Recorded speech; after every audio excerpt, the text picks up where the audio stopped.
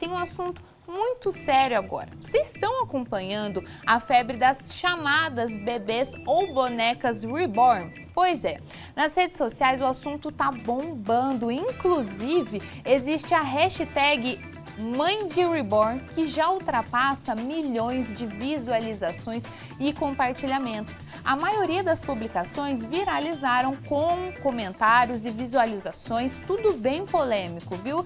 De um lado, críticas. Já do outro, apoio. Mas afinal, o que leva uma mulher adulta a cuidar de uma boneca como se fosse um filho? As bonecas reborn são produzidas com detalhes hiperrealistas.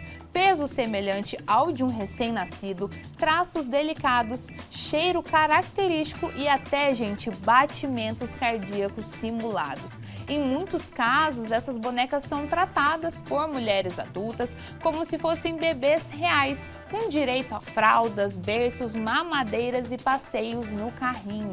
E o mais impressionante, não se trata apenas de um hobby. Para algumas mulheres, mães reborn, como se auto-intitulam, tem se tornado uma forma concreta de viver a maternidade, mesmo que simbolicamente. Mas a pergunta que fica é, nesses casos, o que é fantasia e o que é realidade? Por quais motivos uma mulher cuida de uma boneca como se fosse uma bebê real, né? E o mercado lucra com isso? Para conversar com a gente, nos ajudar a entender, eu converso agora com o psicólogo, psicanalista e professor universitário Silvio Memento Machado. Seja muito bem-vindo ao Fala Minas, doutor. Tudo bem? Tudo bem, Júlia. Boa tarde a quem nos assiste.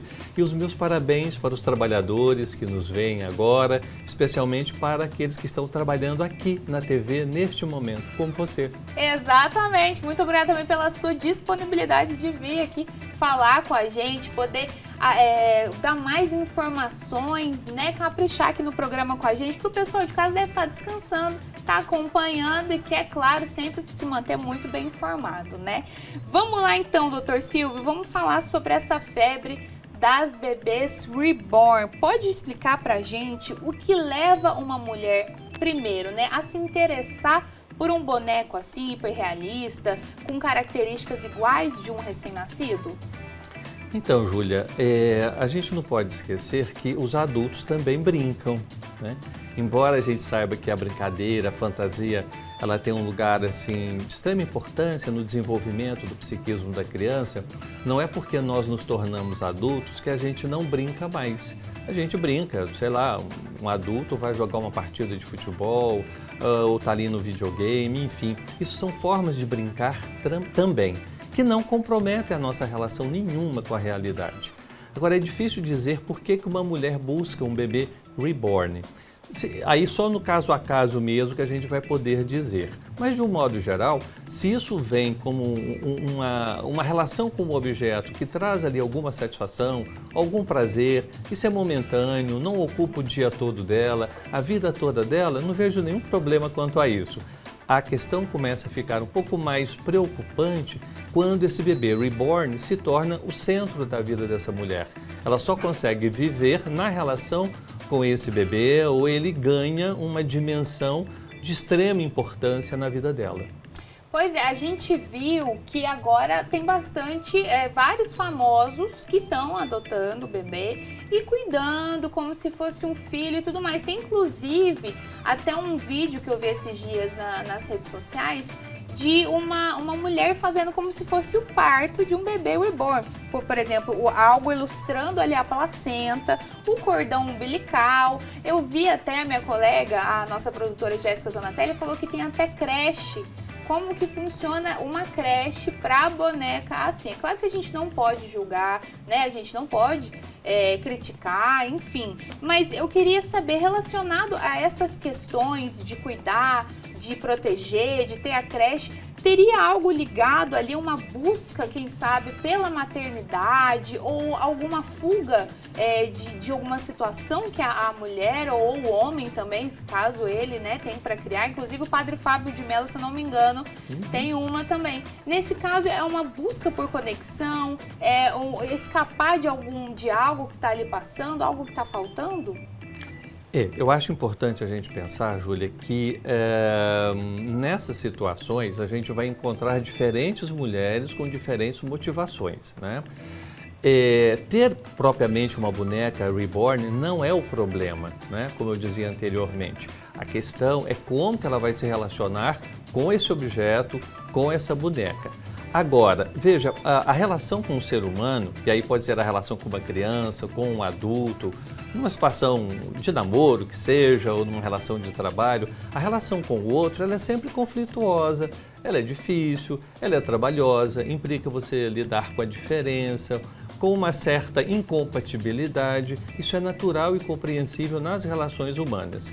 Quando a gente tem um objeto que a gente pode colocá-lo do jeito que a gente quer, pode ser também uma maneira da gente se preservar desse encontro com o outro que sempre é marcado por algum atrito, por alguma dificuldade. Porque é muito diferente de ter um bebê na realidade, né? A maternidade, por exemplo, ela é muito trabalhosa para a mãe, exige muito da mãe, do pai também, mas especialmente nos primeiros tempos, exige muito da mãe. Então, envolve a mãe como um todo, em todas as dimensões da sua vida. Você ter um bebê, o reborn, em algum momento você vai poder deixá-lo ali. Então é como se você pudesse extrair dessa experiência algo que é satisfatório, que é legal, mas não tendo que se haver, não tendo que lidar com aquilo que é o mais trabalhoso mesmo, que é criar um ser humano, que é educar, que é ficar ali nesse trabalho minucioso, diário, de cuidado e de atenção. Então isso, como eu disse, não é necessariamente um problema, mas pode ser uma forma de querer ficar só com um lado legal, bacana desse objeto. A gente vê isso, por exemplo, com adultos. Tem adultos, especialmente hoje no Japão, que preferem ter uma boneca em casa, adulta de tamanho adulto, do que se relacionar com mulheres ou com homens, porque assim é como se eles se preservassem dessa coisa delicada que é o convívio com o outro, que é a relação com o outro. Acho que a gente tem que considerar isso também. Não, com certeza. Só que aí, doutor, no caso, como que a gente sabe diferenciar a realidade da fantasia? Um exemplo muito bom que você citou agora lá do Japão, realmente tem aquelas bonecas tamanho adulto, né, que são literalmente mulheres ali, mas que são bonecas. E aí tem, se eu não me engano, eu já vi até casamento com elas, né? Então é o que o doutor disse, às vezes é a parte legal de ter um relacionamento. A gente exclui todos os problemas, o que acarreta pra gente. Às vezes conflito, não gostar da personalidade, você tem ali uma boneca que não vai falar nada, não vai fazer nada e você fica com a parte legal do relacionamento. Só que aí, doutor, como que isso vai impactar de forma negativa e positiva? A partir do momento que a pessoa não quiser mais, vamos pegar o exemplo da bebê reborn, não quero mais o bebê, agora eu vou ter um filho. Vai afetar isso de certa forma na hora de cuidar? Tem algum impacto positivo ou negativo nessa situação? Acho que pode ter um impacto positivo, como se isso fosse um ensaio para poder ter um filho.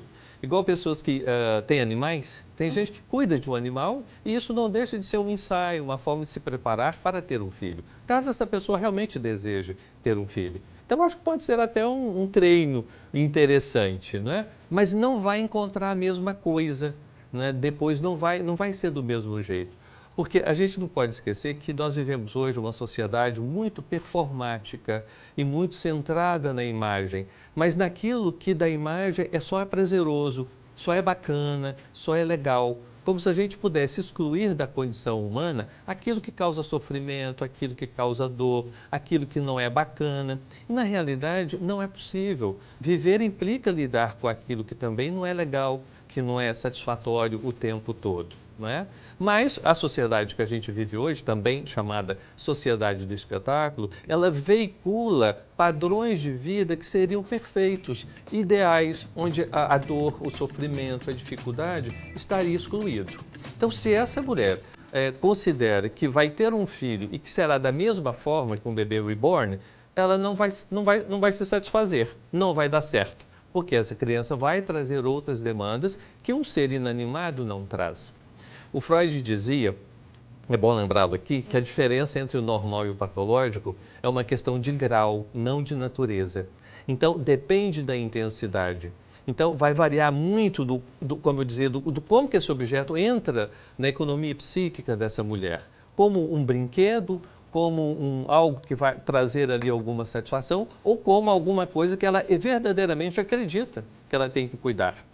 Vendo um pouquinho sobre isso, quando você me convidou, eu não sei se é notícia, se é fato ou fake, mas apareceu para mim, nessas pesquisas, o caso de uma mulher no Rio, me parece, num coletivo, que brigou porque ela queria o assento preferencial porque estava com o bebê reborn. Eu não vou duvidar a partir do momento que tem creche para bebê reborn, eu não duvido disso não, viu? Então isso traz assim, uma certa preocupação, porque ninguém vive só na realidade o tempo todo. A gente precisa da fantasia. A fantasia traz ali para a gente uma certa compensação por aquilo que na vida é difícil, é penoso. Agora, mas qual é o limite? Qual é a proporção? Alguma fantasia é compreensível, todos nós temos, e que bom que a gente tem esse recurso. Mas quando essa fantasia ela vem substituir a realidade, que poderia ser experimentada de uma outra forma, aí essa relação pode se tornar problemática. Aí que mora o perigo, né? Mas tem uma coisa legal também da gente pensar, que faz com que a gente olhe para esse fenômeno social sem patologizá-lo de imediato, é que tem muitas mulheres que guardam bonecas da infância, de quando eram crianças, e eventualmente olham essas bonecas, até brincam, ou passa essas bonecas para suas filhas ou para suas netas, ou seja, não tem problema nenhum em relação a isso. Né? A questão é a exclusividade, é quando a vida passa a girar em torno desse ser como se ele fosse um ser de verdade. Talvez um comparativo que nos ajude a pensar isto seja a gente refletir sobre a nossa relação com alguns objetos. Por exemplo, o álcool. Eu posso eventualmente beber. Numa festa, no final de semana, eu bebo porque aquilo me apazigua, me traz uma satisfação, um bem-estar, alivia as tensões do dia a dia, mas no dia seguinte, vida que segue, eu vou beber de novo no outro final de semana ou numa festa. Ok, eu estou fazendo o uso legal desse objeto que me traz prazer e satisfação, não é um uso problemático.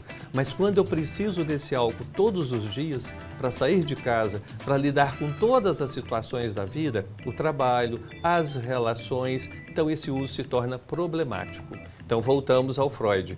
O problemático, o patológico não é exatamente o objeto, mas é o tipo de relação que a gente tem com ele.